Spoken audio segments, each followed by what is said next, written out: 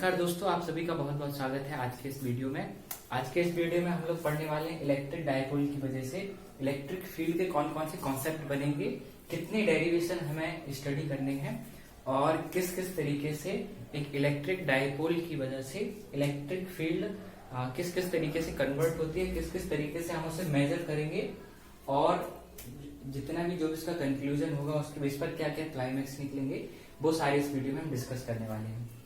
तो सबसे पहले तो इलेक्ट्रिक पोल के बारे में हम प्रीवियस वीडियो में पढ़ चुके हैं।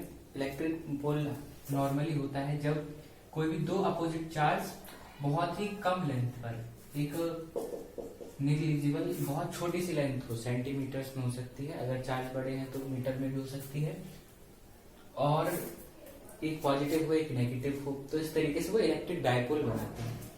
तो इलेक्ट्रिक डायपोल की वजह से जो भी इलेक्ट्रिक फील्ड के डेरिवेशन है तकरीबन 3 से 4 डेरिवेशन हम लोग को स्टडी करने हैं इलेक्ट्रिक डायपोल की वजह से। तो हमारा जो पहला डेरिवेशन है वो है हमारा tan A पोजीशन, इसे हम एंड ऑन पोजीशन भी कहते हैं, एंड ऑन पोजीशन, और हिंदी में बोलते हैं tan स्थिति, या फिर हम कहते हैं कि अनुदैर्घ्य स्थिति, अनुदैर्घ्य स्थिति। मेन डेरिवेशन है वो ज्यादातर आता है अक्षीय स्थिति करके या फिर एक्सियल पोजीशन। तो अक्षीय देखने को हमें ज्यादातर मिलता है या फिर एक्सियल पोजीशन ज्यादातर देखने को मिलता है। tan A भी काफी बार करके पूछा गया है। तो देखिए अक्षीय स्थिति में हमें क्या करना है, अक्षीय स्थिति में हमें फाइंड आउट करना है कि जब भी कोई डायपोल है, मान के चलिए हमारा कोई डायपोल यहाँ पर है, तो उसके अक्षीय स्थिति यानी उसके एंड ऑन पोजीशन में कौन कौन से पॉइंट्स हैं, उन सभी पॉइंट्स पर कितना इलेक्ट्रिक फील्ड लगेगा वो हमें फाइंड आउट करना है। तो देखिए कैसे फाइंड आउट करेंगे। सबसे पहले तो हम एक इलेक्ट्रिक डायपोल ड्रॉ करते हैं। तो मान के चलिए, इसकी देखो प्रॉपर थ्योरी भी है, जो हम बोल रहे हैं भाई उसे हम रिटर्न में भी देंगे। तो मान के चलिए ये हमारा कोई इलेक्ट्रिक डायपोल है। थ्योरी किस तरीके से लिखेंगे, माना कि किसी के परावैद्युतांक, ये हमारा कोई डाइलेक्ट्रिक कांस्टेंट है, माना कि किसी के परावैद्युतांक वाले माध्यम में कोई इलेक्ट्रिक डायपोल ए बी, कोई इलेक्ट्रिक डायपोल ए बी रखा है। ये हो गया हमारा माइनस क्यू, हो गया हमारा प्लस क्यू। इसको हम ऊपर लिख लेते हैं, तो प्लस क्यू और बी हम साइड में लिख लेते हैं। आप नीचे भी लिख सकते हैं, कहीं भी लिख सकते हैं, पॉइंट के पास होना चाहिए माइनस क्यू।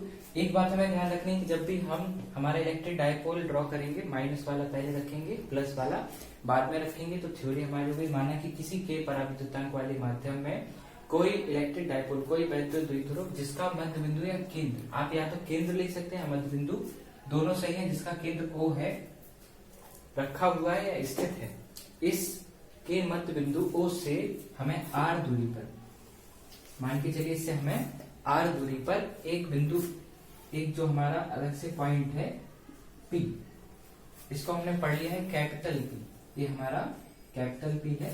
P पर हमें इलेक्ट्रिक डायपोल की वजह से लगने वाली total E net electric field का पता करना है। तो कितनी इलेक्ट्रिक फील्ड लग रही है इस इलेक्ट्रिक डायपोल की वजह से P पर, उसका हमें पता करना है। तो हमारा जो इलेक्ट्रिक डायपोल है वो हो गया हमारा AB का जो हमारा सेंटर यानी मध्य बिंदु या केंद्र हमारा O हो गया। O से हमारे R दूरी पर बिंदु P स्थित है। अब देखिए लास्ट जो वीडियो में हमने देखा था, तो हमने एक चीज डिस्कस करी थी कि जो भी हमारा इलेक्ट्रिक डायपोल है उसकी लेंथ हमेशा L+L करके लेंगे। कई बुक्स में ये R करके दी है, लेकिन हम इसे R करके नहीं लेंगे, हम इसे लेंगे L+L करके, क्योंकि ये हमारे डेरिवेशन को बहुत इजी कर देने वाला है। तो हम इसको देखिए L+L करके लिख लेते हैं। ये हो गया हमारा L और ये भी हो गया हमारा अलग से L। लेकिन जो हमारा इलेक्ट्रिक डायपोल में इलेक्ट्रिक फील्ड निकालनी पड़ेगी, तो हमें अलग से माइनस क्यू की वजह से और अलग से प्लस क्यू की वजह से हमें फाइंड आउट करनी पड़ेगी। तो हमें दोनों से कितनी लेंथ है P की, यानी A से P की क्या लेंथ है, B से P की क्या लेंथ है, वो भी मेजर करनी पड़ेगी। तो अब देखो A से P तक की लेंथ निकालनी है, O से P तक की ऑलरेडी R है, जबकि A से लेके O तक की लेंथ है L। तो A से P तक की टोटल लेंथ हो जाएगी, जो हमारी टोटल लेंथ बनेगी वो होगी हमारी R+L। ये लेंथ है हमारी A से P तक, A से P तक की हमारी लेंथ जो गई है वो गई है R प्लस L। इस लाइन को थोड़ा सा सीधा ड्रॉ करते हैं, P R प्लस L। तो -2 से तो हमारी जो दूरी थी वो मेजर हो गई। अब +2 से हम पता करनी है। तो देखिए O से लेके P तक तो है R और O से P तक है L, यानी अगर हम इस R में से इस L को माइनस कर देंगे, अगर हम इस R में से इस L को माइनस कर दें तो हमारे पास इतनी दूरी बची रह जाएगी। और जो इतनी दूरी बचेगी यानी R में से L को माइनस करने पर जितनी दूरी बचेगी वही हमारी दूरी होगी P से B तक की। तो ये हो गई हमारी R माइनस L और B से P तक की। इस पूरे डायग्राम का एक प्रतीकात्मक चित्र भी आपको स्क्रीन पर मिल जाएगा। हम आपको एक स्क्रीन पर भी चित्र भी दे देंगे, तो आप वहां से इसको ड्रॉ कर सकते हैं। अब ये फिगर हमें मेन समझना है कि हमारा इलेक्ट्रिक डाइपोल है K कांस्टेंट, डाइलेक्ट्रिक कांस्टेंट के मीडियम में -q + q हमारा डाइपोल हो गया। A भी हमने इसको नाम कर दिया, इसकी नेमिंग दे दी और इसका सेंटर हो गया O से P तक की दूरी थी R, तो हमने अलग अलग दूरियां ली। -q से P तक की, R में L हमें ऐड करना पड़ा, B से P तक की निकालनी थी तो हमें उसमें से R माइनस करना पड़ा। तो A से P और B से P तक की दूरी अलग अलग निकल आई।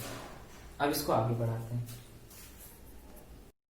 डेरिवेशन की सहायता के लिए जो भी हम सॉल्व करेंगे तो आपकी जो भी हेल्प के लिए हमने एक अलग से छोटा डायग्राम साइड में ले लिया।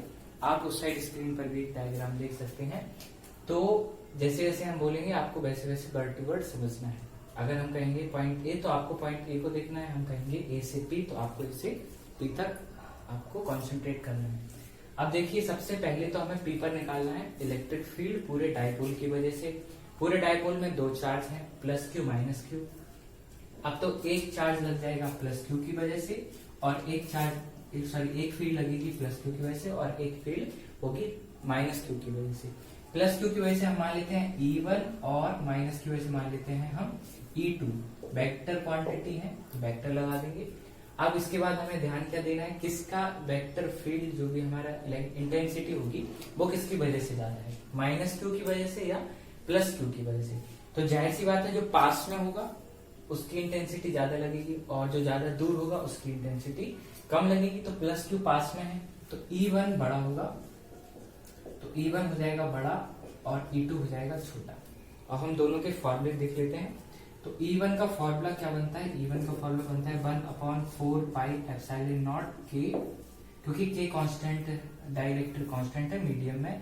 Q क्योंकि देखिए वेक्टर है तो माइनस का साइन नहीं लेंगे और प्लस का भी नहीं लेंगे, तो आप विदाउट साइन लिखेंगे अपन में R²। तो +q से लेके P तक की जो लेंथ है वो है ये है R माइनस L का होल स्क्वायर। अब नेक्स्ट है हमारा E2।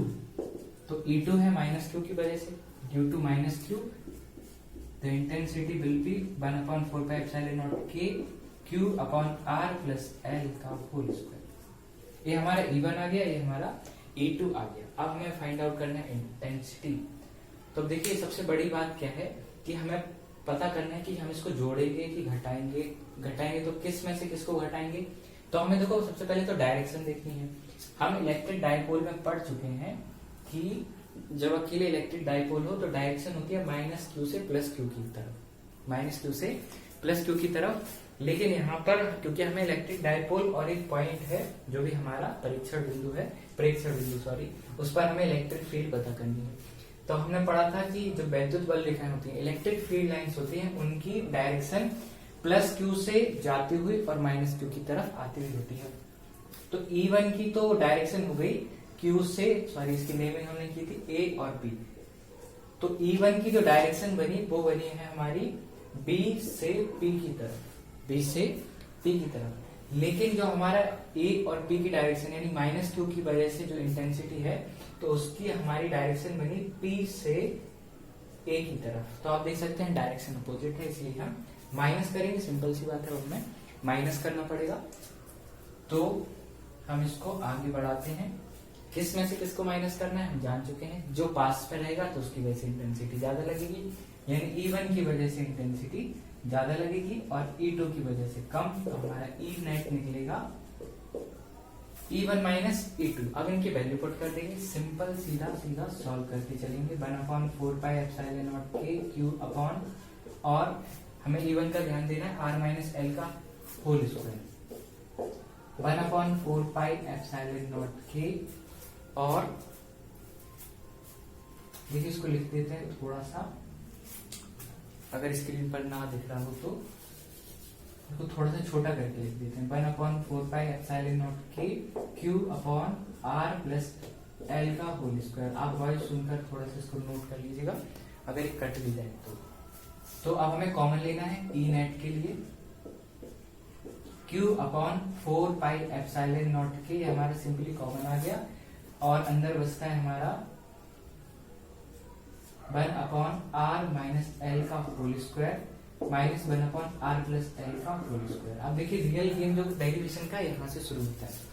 सबसे पहले तो हमें r minus L r plus L का हमें एलसीएम लेना पड़ेगा और जो स्क्वायर है तो हम ऊपर होल स्क्वायर लगा के लिखेंगे। देखिए कैसे, Q upon 4 pi epsilon not के ई नेट और ये हो गया हमारा मल्टीप्लाई में तो r minus L r plus L. अब देखिए दोनों का स्क्वायर है तो हम होल स्क्वायर करके लिख देते हैं। अब देखिए एलसीएम बनेगा, क्या बनेगा, r प्लस एल का होल स्क्वायर। हम डायरेक्ट ओपन कर रहे हैं, हम यहाँ पर डेरिवेशन को डायरेक्ट ओपन कर रहे हैं।